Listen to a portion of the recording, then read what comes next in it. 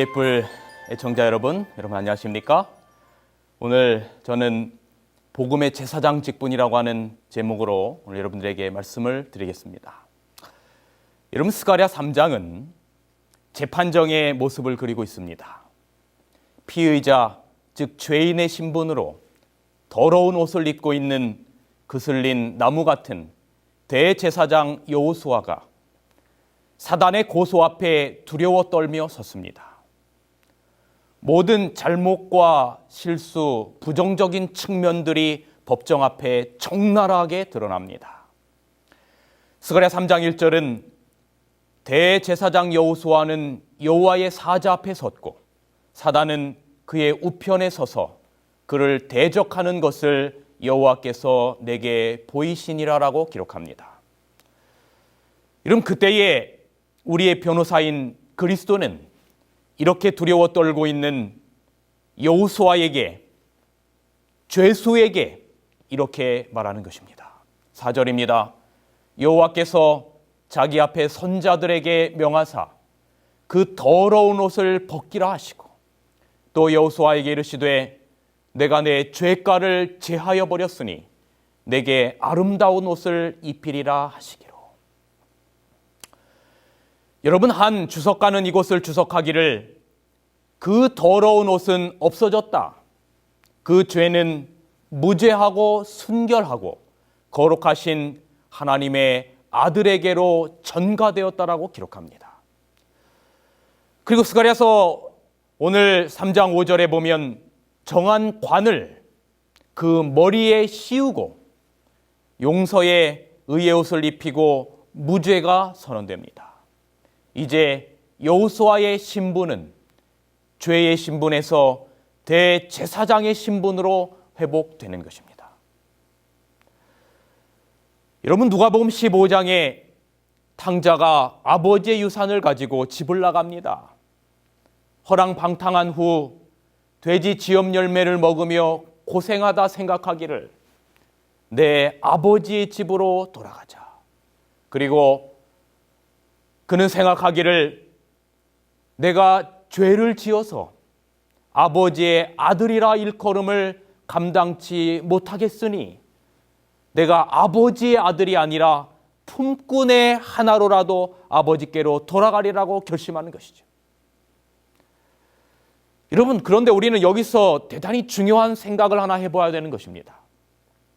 탕자는 자기의 선하지 못한 행동이 아버지로부터의 자신의 신분이 바뀔 것이라고 생각합니다.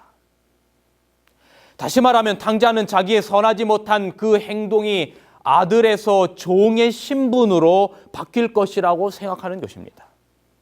그런 생각을 마음 가운데 품고 그는 아버지에게로 갑니다.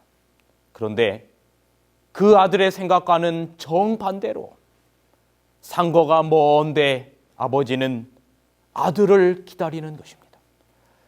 여러분, 아들이 집을 나가고 난 다음부터 이 아버지의 마음은 단 한순간도 쉼이 없었습니다.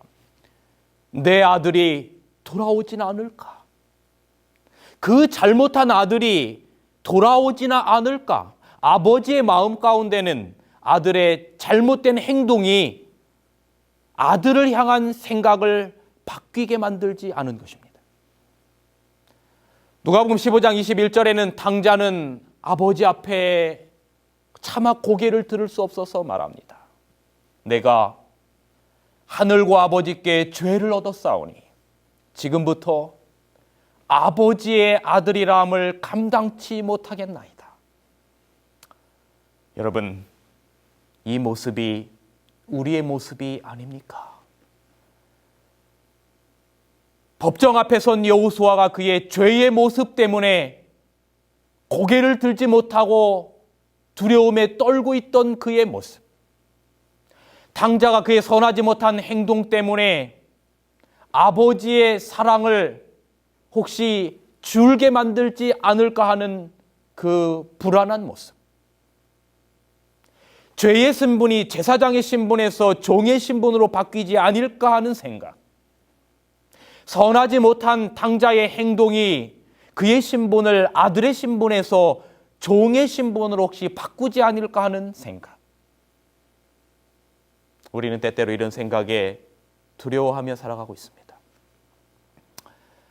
그런데 여러분, 아버지가 돌아온 아들을, 돌아온 탕자를 종이 아니라 여전히 아들로 생각한다라고 하는 그 모습은 아버지의 행동 가운데 가감없이 드러납니다.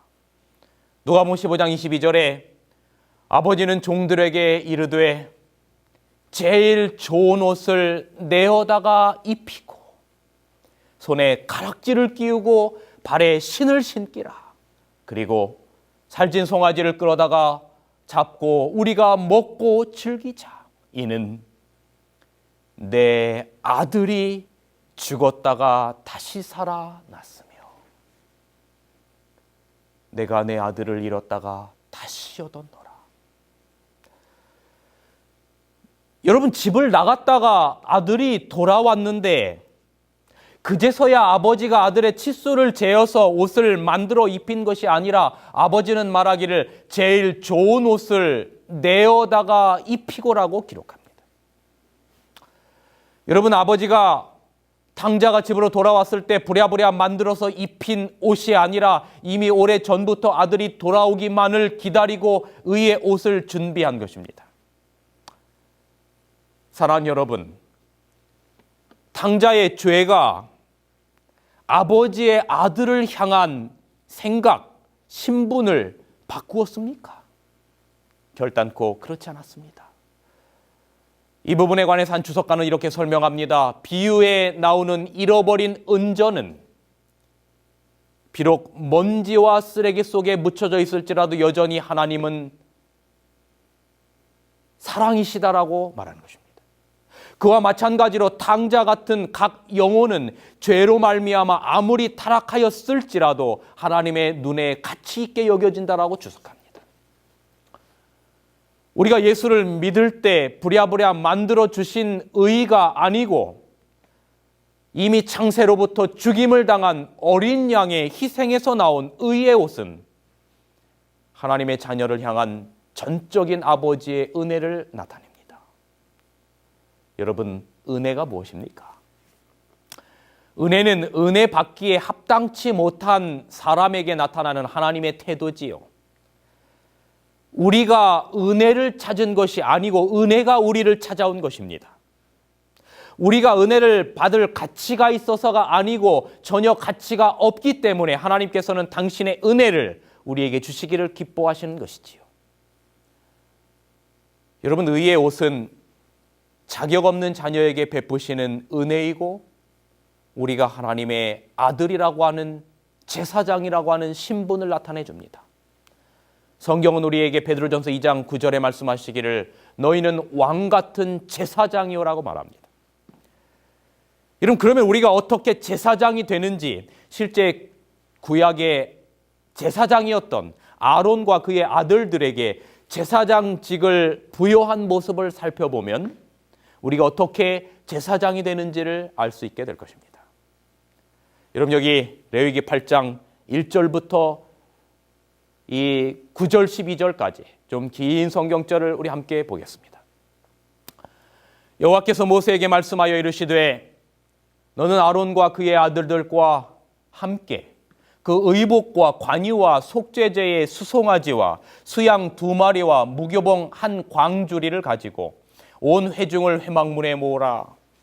모세가 여호와께서 자기에게 명령하신 대로 하매 회중이 회막문에 모인지라.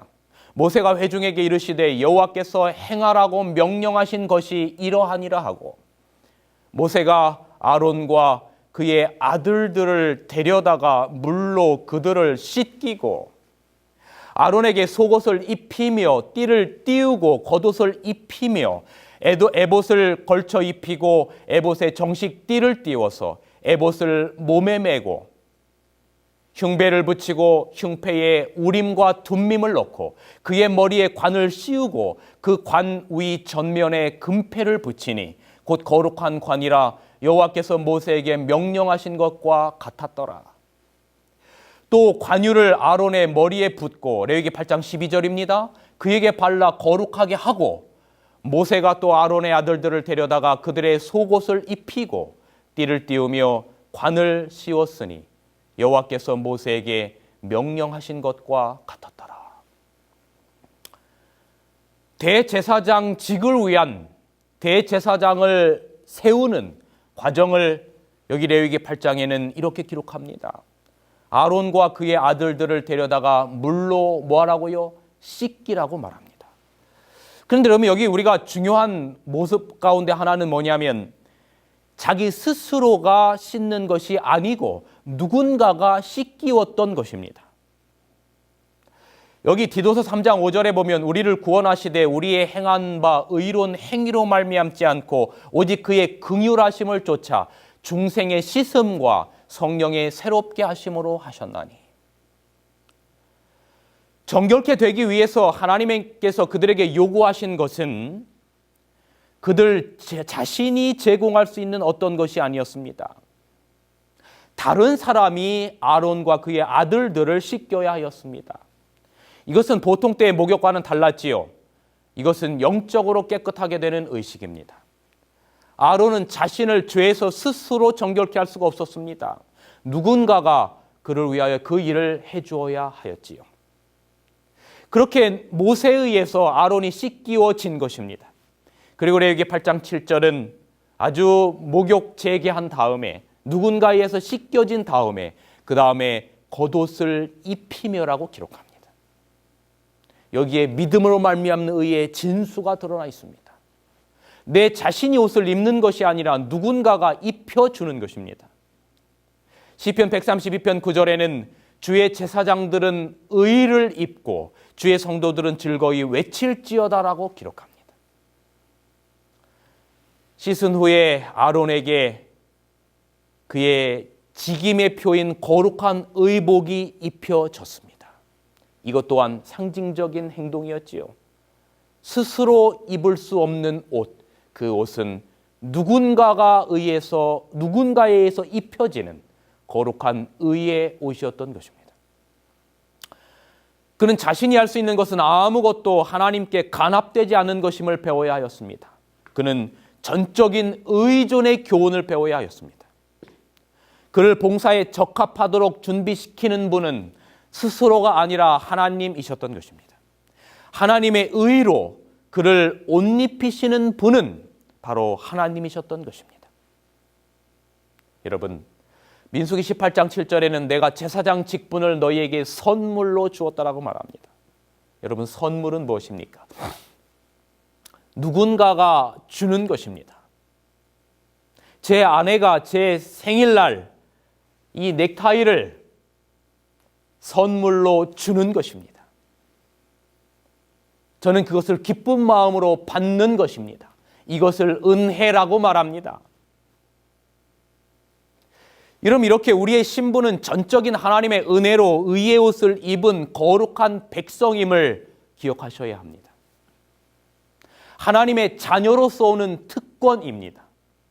나의 잘남과 나의 옳은 행동에서 의해서가 아니라 하나님이 나를 자녀로 왕같은 제사장으로 보시기 때문에 주시는, 나에 의해서가 아니라 하나님에 의해서 주어지는 특권이요 선물입니다. 여러분, 제가 이제 초등학교만 시골에서 다니고 중고등학교는 저희 부모님이 어릴 적에 서울로 유학을 시키셨습니다. 기숙사 생활을 했습니다. 중학교 때부터. 학교 다닐 때에 이제 돈이 떨어지면, 여러분 평소에는 별로 전화도 안 하다가 이제 공중전화 박스에 가서 전화를 하는 겁니다. 그러면 저희 아버지나 어머니는 이놈이 왜 전화했구나를 압니다. 제가 전화해서 하는 이야기는 거의 이런 겁니다. 아버지, 어머니, 기숙사비가 필요해요. 용돈이 필요해요. 그럼 저희 아버지는 저의 그 말에 넉넉지 않은 가정 형편 가운데서도 단 한 번의 거절도 없이 저에게 기숙사비와 용돈을 보내주셨습니다. 그런데 이제 제가 제 어릴 때만큼 저희 부모님의 나이가 되어서 저희 아이가 이제 중학교 1학년, 3학년에 다니고 있습니다. 그런데 저의 아이들이 그래요. 아빠, 지금 어디야? 올 때 맛있는 거 사와. 알았지? 그리고 이 아이가 꼭 마지막에 붙이는 말이 뭐냐면 믿어요. 그래요. 믿어요. 그리고 전화를 끊습니다. 제가 이렇게 생각할 수도 있지요. 아니, 이놈이 돈을 맡겨놓은 것도 아닌데 감히 나를 심부름을 시켜? 그런데 여러분, 이상하게 기분이 좋습니다. 아들하고 친하니까 전화하면 아빠가 사줄 것을 알아요. 그리고 이 아이가 아빠를 믿는 것이지요. 그래서 저는 꼭 사갑니다. 아들이 그것을 가지고 기뻐할 것을 생각하면서 말이지요. 여러분, 당당히 구할 수 있는 것은 자녀의 특권입니다. 성경은 로마서 8장 32절에 이렇게 말합니다. 자기 아들을 아끼지 아니하시고 우리 모든 사람을 위하여 내어주시니가 어찌 그 아들과 함께 모든 것을 우리에게 은사로 주지 아니하시겠느니요. 아들을 주시니가 어찌하여 다른 모든 것을 선물로 주는 걸 아끼겠느냐, 그 말입니다. 여러분, 감사합니까? 아멘입니다. 그런데 여러분, 신분에는 이런 특권이 있지만 책임도 있습니다. 여러분, 우리가 하나님의 자녀고 하나님의 왕 같은 제사장이라면 우리는 우리의 특권을 하나님이 이렇게 삼아 주셨고 의의 옷을 입히시고 구원하셨다면 우리의 책임은 무엇일까요? 그것은 구원받기 위해서가 아니라 구원받은 하나님의 자녀답게 살아가는 것입니다. 여러분, 제가 저희 아버지, 저희 어머니의 얼굴에 먹칠하고 다니면 안 되지요. 저희 아버지의 자녀답게 살아야 하는 것입니다. 마찬가지로 우리도 하나님의 자녀이면 하나님의 자녀답게 살아야 하는 것이지요. 여러분, 자녀가 되려고 자녀답게 사는 거예요? 아니면 자녀이니까 자녀답게 사는 거예요? 자녀이니까 자녀답게 사는 겁니다. 세자가 되려고 세자 교육을 받는 거예요? 이미 세자가 된 사람이 세자 교육을 받는 거예요? 네, 세자가 된 사람이 세자 교육을 받는 것입니다. 양반이 아무리 세자 교육을 받아도 왕세자가 될 수 없지요. 우리는 하나님의 거룩한 백성입니다. 하나님의 자녀의 거룩한 옷을 입은 사람은 그 옷에 걸맞게 살아야 하는 것입니다. 여러분, 사람은 유니폼이 사람을 만든다는 이야기가 있어요. 여러분, 예를 들면 지금 제가 여러분에게 말씀을 드리려고 이렇게 양복을 잘 입고 왔습니다. 이렇게 양복을 입으면, 정장을 하면 제가 어디 길거리 가다가 아무 데나 막 앉을 수가 없어요. 이 옷에 걸맞게 살게 돼 있어요. 그런데 여러분, 남자들이 이제 예비군복을 입으면 정상적인 사람들이 이상해집니다. 사회에서는 나름대로 지위와 체면이 있는 사람들도 예비군복만 입으면 이상해집니다. 아무데나 주저앉고 침 뱉고 잡담하고 모자를 삐딱하게 쓰고. 그런데 육사생도를 한번 보세요. 정복을 딱 입고 비가 와도 우산도 쓰지 않고, 지금도 그런지 제가 옛날 이 학교 다닐 때는 그랬던 것 같아요. 버스에 자리가 나도 앉지를 않습니다. 제가 한 번은 꽤 오래 전에 강원도 한 곳에서 목회를 할 때에 이제 예비군 훈련을 갔습니다. 설마 이곳에서 누가 나를 알아보는 사람이 있으랴. 그리고 모자를 삐딱히 쓰고 아무데나 앉고 껌 씹고 그렇게 아주 편하게 지냈어요. 그런데 갑자기 전혀 생각지도 않았는데 누가 옆에서 목사님 그래요. 깜짝 놀라서 보니까 제가 그 당시에 심호하던 교회 바로 밑에 그 군부대에 김치를 납품하는 김치공장 사장님 댁이 있었는데 그 댁과 친하게 지냈지요. 그런데 그 사장님 아들이 예비군 훈련에 와서 저를 본 겁니다. 저와 친했거든요. 사람들이 갑자기 이분이 목사님 하는 소리에 고개를 다 저에게 돌리더니 저에게 하는 얘기가 목사님이셨어요? 그래요. 여러분, 제가 그 다음부터는, 그런데 더 웃긴 것은 그 예비군 지휘관이 저에게, 이 사람들에게 기도하고 시작합시다 그래요.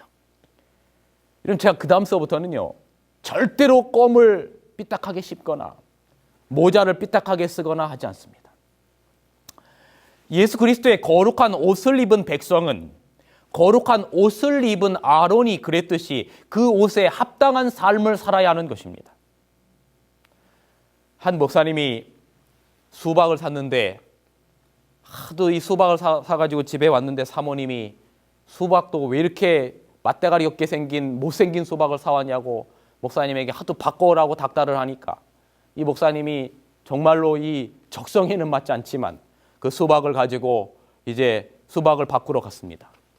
수박이 바꾸러 가면 수박이 안 좋다는 걸 부각시켜야 될 거 아닙니까?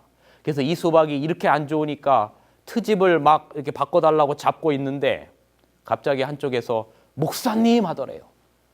예, 한 교인이 그 목사님 수박 바꿔달라고 실갱이하는 모습을 보는 것입니다.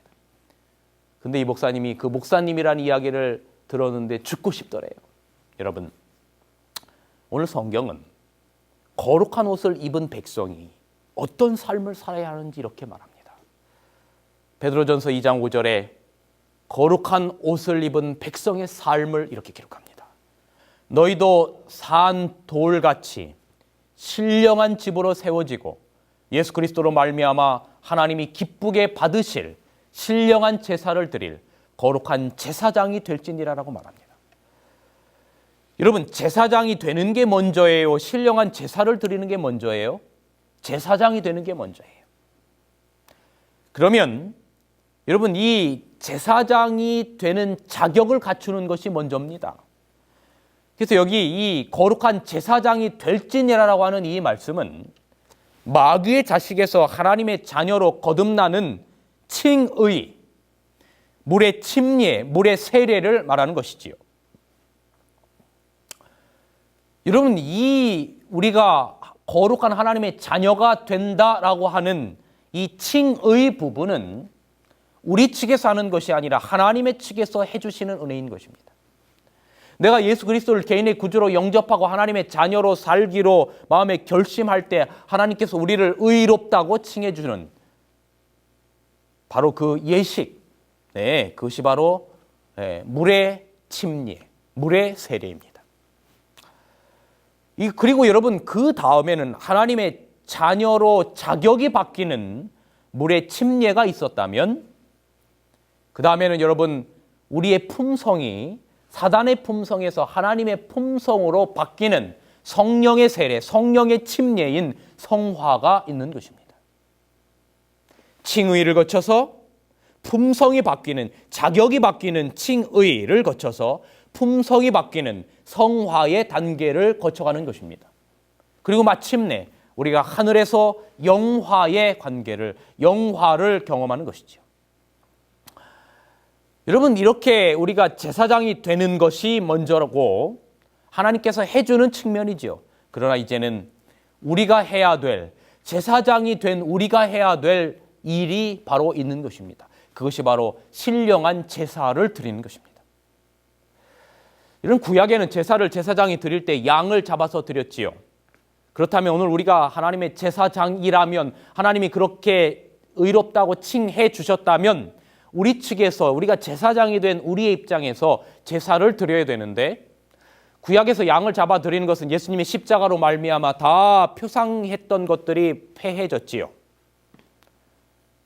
왜냐하면 예수님 자신이 자신을 산 제사로 드렸기 때문에 구약에 나타나는 모든 제사의 원형인 양 잡는 의식들은 예수님 자신을 드림으로 말미암아 이제는 더 이상 필요가 없게 된 것입니다. 신약에서 양을 잡아 드리는 개념은 예수님 자신이 먼저 본인의 살과 피를 드리심으로 말미암아 제사를 드리게 되는 것이죠. 그러면 여기 2차적으로 예수님의 모본대로 우리도 우리의 몸을 산 제사로 드리는 경험이 있어야 되는 것입니다. 구약의 제사장은 양을 잡음으로 제사를 드렸다면 오늘 우리 신약에 있어서 왕 같은 제사장들은 실제로 양을 잡아서 하나님께 제사를 드리지는 않지 않습니까? 그럴 때 우리는 어떻게 제사를 드리는가? 예수님이 히브리서 10장 10절의 모본처럼 본인이 사한 제사로 드린 것을 오늘 우리는 로마서 12장 1절에 우리의 몸을 하나님께 드린다고 말합니다. 보겠습니다. 로마서 12장 1절. 그러므로 형제들아 내가 하나님의 모든 자비하심으로 너희를 권하노니 너희 몸을 하나님이 기뻐하시는 거룩한 사한 제사로 드리라. 이는 너희의 드릴 영적 예배니라라고 말합니다. 예수님의 십자가의 희생이 어떤 결과를 초래했습니까? 구레네 시몬과 십자가의 강도와 로마의 백부장 그 외에 수도 없는 많은 사람들이 사단의 속박으로부터 벗어나 그리스도의 십자가로 다가와 구원을 얻었지요. 마찬가지로 물과 성령으로 완전히 변화된 스데반의 순교, 피의 침례, 죽은 자신을 신령한 사한 제사로 드린 결과 무엇을 얻었습니까?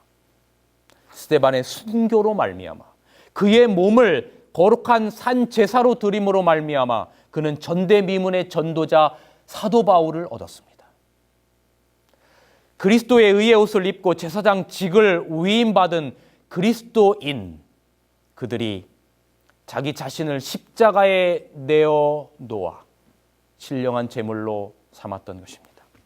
그리하여 구약의 양을 잡아드리던 육신에 속한 의문의 율법에 속한 제사장 직분과 그 제사가 예수님의 십자가 이후에는 전혀 새로운 형태의 제사장과 제사 의식으로 바뀌게 된 것이지요. 로마서 15장 16절에 이 은혜는 곧 나로 이방인을 위하여 그리스도 예수의 일꾼이 되어 하나님의 복음의 제사장 직무를 하게 하사 이방인을 제물로 드리는 그것이 성령 안에서 거룩하게 되어 받으심직하게 하려 하심이라. 여러분, 바로 복음의 제사장 직분인 것입니다. 하나님께서 천천만만의 양을 기뻐하시겠습니까? 아닙니다. 선악과를 먹음으로 죽게 된 아담과 하와 또 그의 후손들과 제외하여 그들과 영원히 다시 사는 이 땅에 오셔서 십자가에 죽으신 그 목적을 이루는 것을 주님이 기뻐하시겠지요. 여러분, 지금 그렇게 사랑이 많고 영성이 충만한 스데반과 바울은 재림의 소망 가운데 잠들어 이 세상에 없습니다. 그렇다면 그들이 죽으면서 남기고 간 복음의 제사장 직분은 누구에게 맡기어져 있을까요? 바로 이 자리에 계신 여러분과 저에게인 것입니다. 여러분, 하나님께서는 마지막 시대에 예수님이 땅에 오시기가 가까운 이때에 여러분과 저에게 스데반과 바울과는 비교할 수 없는 하나님의 성령을 약속해 주셨습니다. 우리가 아버지와 아들과 성령의 이름으로 물의 세례, 침례를 받아서 마귀의 자식에게서 하나님의 자녀라 칭함을 얻었습니다. 그리고 양자의 자격을 얻었으나 여전히 사단의 품성을 소유하고 있는 우리에게 성령의 세례로, 성령의 침례로 말미암아 우리의 품성이 성화가 되어서 주님의 마음을 가지게 됩니다. 그리하여 승천하셔서 보이지 않는 그리스도의 형상을 우리가 그리스도의 보혈의 피 안에서 재현하게 되는 날, 하나님께서는 우리를 하늘의 빛으로서 죄악으로 어두워진 세상에 우리를 보내게 될 것입니다. 성도 여러분, 여기 상상할 수 없는 큰 하나님의 은혜가 있습니다. 죄인으로 태어나 이런저런 이유로 속절없이 죽게 될 우리네 인생을 하나님께서 친히 불러내셔서 예수님의 십자가를 지게 하시고 그분의 죽음을 세상에 증거하게 하셨습니다. 정말로 감동에 감동을 더하는 은혜가 아니겠습니까? 여러분, 저는 이제 말씀을 마치면서 우리가 하나님이 예비하신 옷을 입고 제사장의 자격을 갖추었으니 우리 이제 세상으로 나아가 제사장에게 맡겨지신 그런 일을 하십시다. 제가 아는 한 목사님께서 교통사고로 돌아가셨습니다. 그분이 이제 교통사고가 나서 돌아가시기 전에 병환자 이 병원의 중환자실에서 숨만 쉬고 의식이 없을 때에 살 길이 막막했던 사모님이 남편의 병원비뿐만 아니라 여러 가지 삶의 문제 때문에 꽃가게를 하면서 남편의 병원비와 아이들을 키웠습니다. 한 번은 그 사모님을 잘 아는 어느 한 학교에서, 이제 크리스찬 학교죠, 이제 인성주간의 기간 동안에 좋은 말씀을 이제 어느 한 강사 목사님으로부터 전하고, 그 집회가 마치는 그때에 이제 많은 학생들이 그리스도를 영접한 학생들에게 하나님의 자녀가 되는 예식인 바로 이 세례 예식, 또 침례 예식을 준비하던 중에 그 학교 측에서 사모님이 생각이 나서 사모님에게 이 꽃꽂이를, 꽃 선물을 준비시켰다고 합니다. 이 사모님의 가게에 도움이 되라고 80만 원의 꽃꽂이 예산을 넉넉하게 세웠습니다.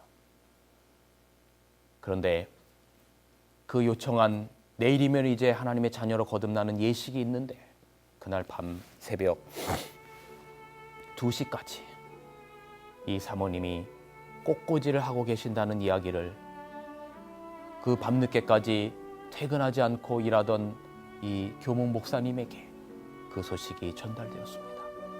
이 목사님이 깜짝 놀라서 이제 그 내일 예식할 그곳에 가보니 그 사모님이 새벽 2시까지도 꽃꽂이를 하고 계시는데 꽃꽂이를 하는 그 모습이 예사롭지 않았어요. 그래서 이 목사님이 사모님에게 말했습니다. 사모님, 그냥 적당히 하고 가시면 됩니다. 그때에 이 사모님이 이렇게 말했다고 합니다. 목사님, 저는 지금 제 남편과 함께 목회를 하고 있는 겁니다. 제 남편이 의식이 있으면 얼마나 기뻐할 하나님의 자녀가 되는 예식입니까? 그런데 제 남편이 지금 병원에 살 수 없는 그 일을 제가 남편을 대신해서 하는 겁니다 하면서 침례받을 아이들의 이름을 하나하나 부르며 바로 꽃을 꽂고 계셨어요. 그것을 본 그 6명의 여학생들이 이 목회자의 사모가 되어서 자신의 몸을 하나님이 기뻐하시는 산제사로 드리기 위해서 살고 있다라고 하는 이야기를 들었습니다. 여러분, 불언간 현실로 다가올 우리 예수님이 재림하시는 날, 사랑하는 영혼들 모두를 단으로 묶어서 주님 품 안에 안기도록 하십시다. 그때 우리는 사랑과 기쁨이 충만한 하늘에서 영원토록 찬란하게 빛나는 별이 될 것입니다. 다니엘 12장 3절에 지혜 있는 자는 궁창의 빛과 같이 빛날 것이요 많은 사람을 옳은 대로 돌아오게 한 자는 별과 같이 영원토록 비추리라. 주님의 다음 없는 은혜가 이 자리에 있는 모든 여러분들에게 영원 무궁토록 함께 하시기를 주님의 거룩하신 이름으로 축원합니다. 여러분 고맙습니다. 진리횃불 웹사이트에는 이 시대를 위한 하나님의 말씀이 준비되어 있습니다. 다음과 같은 성경 연구 자료를 통해서 하나님을 더 깊이 만나게 되길 간절히 바랍니다.